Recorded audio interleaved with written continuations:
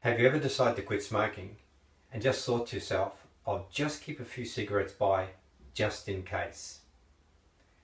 Well, this is a story I heard recently, and usually this doesn't get by me in my filtering process with clients, but we'd had a bit of a problem with email, and so my client didn't see this part of the information that under no circumstances were there to be any cigarettes in her environment, and so she kept some. Now the interesting thing is, when people have done this in the past, typically, and you may be guilty of this, you get a pack of cigarettes, you put them away up in the cupboard where only you know where they are. And of course, if you want a cigarette, you go for them. Now, my early experience in the quit smoking business was that when people had a cigarette on hand, it increased the likelihood of them having that cigarette by many, many times.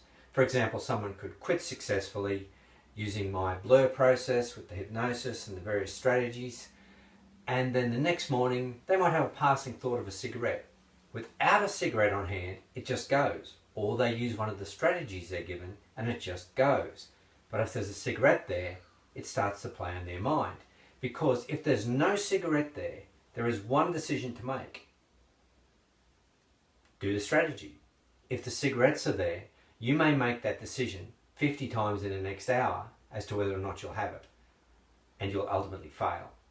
And everybody I know who has kept cigarettes aside fails.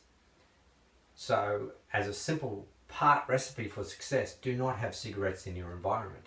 Do not have them anywhere. And in the case of this lady, she was fine. And when she came back and I said, well, what led you to have a cigarette? Did you have a strong desire? No, not really. I just started thinking about the cigarettes in the cupboard. And then I had one. And as simple as that. But what I find most upsetting about that is I'm not upset because the person didn't succeed. I'm happy to work with them until they do. But what I feel from their perspective is there was so little importance placed on quitting that it was a simple matter of, I'll have one. So what I say to you is, if you want to quit smoking, you can do it. You can do it successfully. You do need to be committed to the process. You do need to follow through and simply do what your therapist asks you to do, and you'll succeed. Millions have done so before.